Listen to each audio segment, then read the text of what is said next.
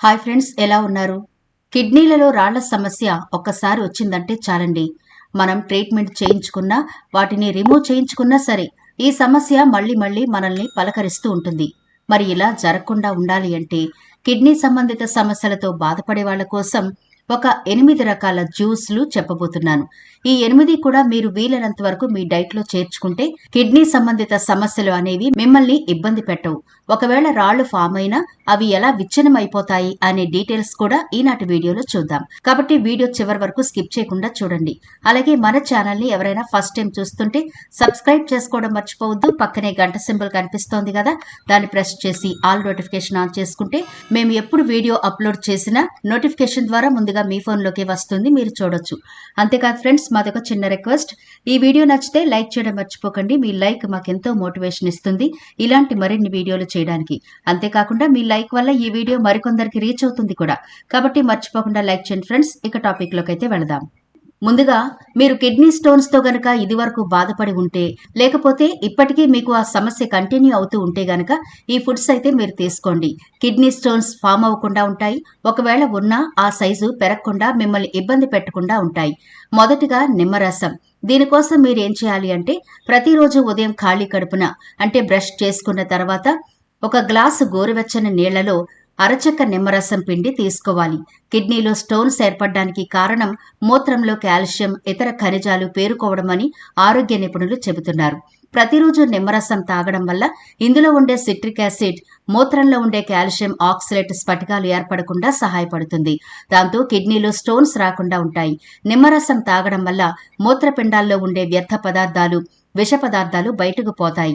నిమ్మరసం వల్ల మూత్రపిండాలు ఆరోగ్యంగా ఉంటాయని వైద్యులు చెబుతున్నారు. నిమ్మరసంలో విటమిన్ సి, యాంటీ ఆక్సిడెంట్లు పుష్కలంగా ఉంటాయి. యాంటీ ఆక్సిడెంట్లు ఫ్రీ రాడికల్స్ వల్ల కలిగే నష్టాలను తగ్గిస్తాయి. విటమిన్ సి మూత్రపిండాల పనితీరును మెరుగుపరుస్తుంది.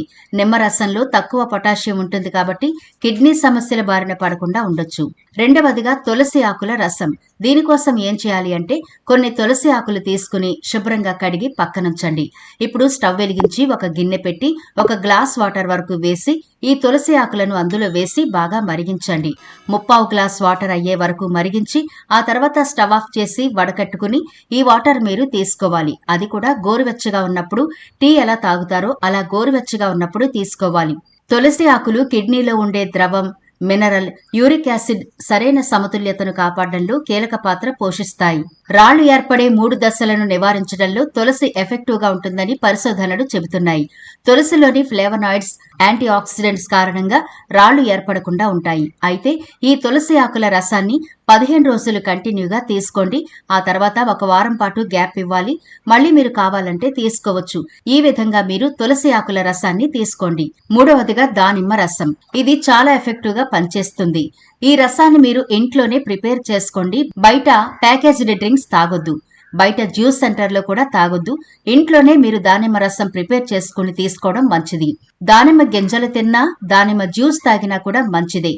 దానిమ్మలో ఉన్న పొటాషియం వల్ల కిడ్నీలో క్రిస్టల్స్ ఏర్పడకుండా పొటాషియం కాపాడుతుంది. ఇందులో ఉన్న యాస్ట్రిజెంట్ గుణాల వల్ల కిడ్నీలో ఉన్న టాక్సిన్స్ బయటికెళ్లిపోతాయి. ఒక అధ్యయనం ప్రకారం దానిమ్మ పండు రసంలోని యాంటీ ఆక్సిడెంట్ చర్య కారణంగా మూత్రపిండాల్లో రాళ్ల అభివృద్ధిని నిరోధించడంలో దానిమ్మ హెల్ప్ అవుతుంది. అయితే ఈ జ్యూస్ తాగడానికి టైం ఉంటుంది. ఉదయం 11 గంటల నుంచి 12 గంటల మధ్యలో తీసుకోండి. సాయంత్రం అయితే 4 గంటల ప్రాంతంలో ఈ జ్యూస్ తీసుకోవడం మంచిది. అయితే గుర్తుంచుకోండి, ఈ దానిమ్మ జ్యూస్లో ఎటువంటి స్వీట్ యాడ్ చేయకండి. తేనె గాని, షుగర్ గాని, కొంతమంది సాల్ట్ కూడా వేసుకుంటారు. అలాంటివేమీ యాడ్ చేయకుండా ప్లెయిన్ దానిమ్మ జ్యూస్ తాగడానికి ట్రై చేయండి. ఇక కొబ్బరి నీళ్లు. కిడ్నీ సంబంధిత సమస్యలతో బాధపడే వాళ్ళకి కొబ్బరి నీళ్లు చాలా అద్భుతంగా ఉపయోగపడతాయి. ఇది ఉదయం పూట మీరు తీసుకోవడానికి ట్రై చేయండి. కిడ్నీలను శుభ్రంగా ఉంచుకోవడానికి కొబ్బరి నీళ్లను మించిన ఆప్షన్ లేదు. మరియు ఇది సైన్స్ కూడా అంగీకరించింది.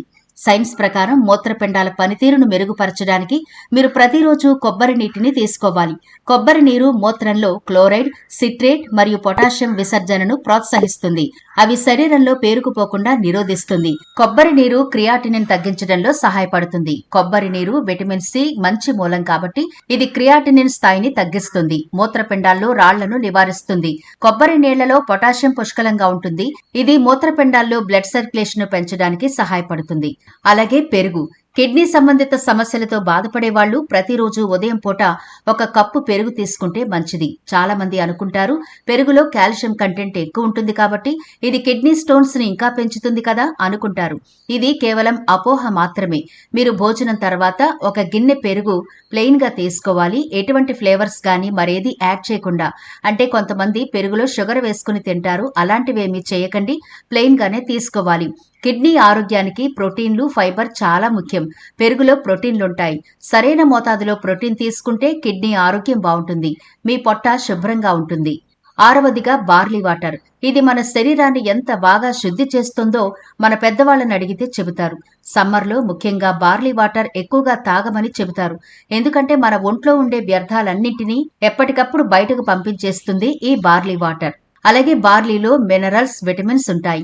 ఇవి కిడ్నీలకు చాలా మంచిది. అలానే అధిక మూత్రం వచ్చి కిడ్నీ రాళ్లు బయటకొచ్చేస్తాయి.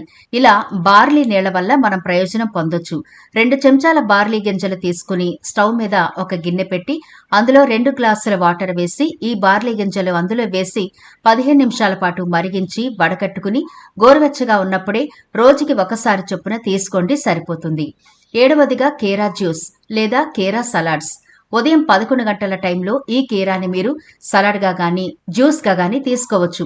అయితే రెగ్యులర్ గా మీరు సలాడ్స్ లో సాల్ట్ ఇలాంటివి వేసుకుంటారు కదా, అలా ఏమీ వేయకుండా ప్లెయిన్ గా తీసుకోవడానికి ట్రై చేయండి. ఒకవేళ ప్లెయిన్ గా తినడం ఇష్టం లేకపోతే కొద్దిగా నిమ్మరసం, కొంచెం బ్లాక్ సాల్ట్ మాత్రమే వేసుకుని తీసుకోవచ్చు. కీరా దోస సలాడ్, జ్యూస్ ఏ రూపంలో అయినా తీసుకోండి. ఇందులో vitamin B, vitamin C, vitamin K, potassium వంటి అనేక ముఖ్యమైన పోషకాలు పుష్కలంగా ఉన్నాయి. మూత్రపిండాలను ఆరోగ్యంగా ఉంచుతాయి ఇవి. కీరా దోస తినడం వల్ల శరీరం నుండి విష పదార్థాలు తొలగిపోయి శరీర వ్యవస్థ సజావుగా పనిచేస్తుంది. కీరా దోస రసం తాగడం వల్ల మూత్రపిండాలు కూడా ఆరోగ్యంగా ఉంటాయి. ఇక చివరిగా క్యాలీఫ్లవర్. కిడ్నీ పేషెంట్లకు క్యాలీఫ్లవర్ సూపర్ ఫుడ్ లా పనిచేస్తుంది. ఫ్యాటీ ఇన్ఫ్లమేషన్, ఆక్సీకరణ తగ్గించి కిడ్నీలు ఆరోగ్యంగా ఉండడానికి సహాయపడుతుంది. శరీరంలో సోడియం, పొటాషియం అధిక మొత్తంలో ఉంటే కిడ్నీలలో ఎక్కువగా నీరు చేరి వాటి పనితీరును ప్రభావితం చేస్తుంది. క్యాలీఫ్లవర్ లో సోడియం, పొటాషియం తక్కువగా ఉంటాయి. ఇది మీ శరీరంలో నీటి స్థాయిలను నిర్వహించడంలో సహాయపడుతుంది. క్యాలీఫ్లవర్ లో తక్కువ ప్రోటీన్లు, ఫైబర్ ఎక్కువ ఉంటాయి. దాంతో శరీరంలో టాక్సిన్స్ క్లీన్ చేసి కిడ్నీలపై భారం పడకుండా చేస్తుంది.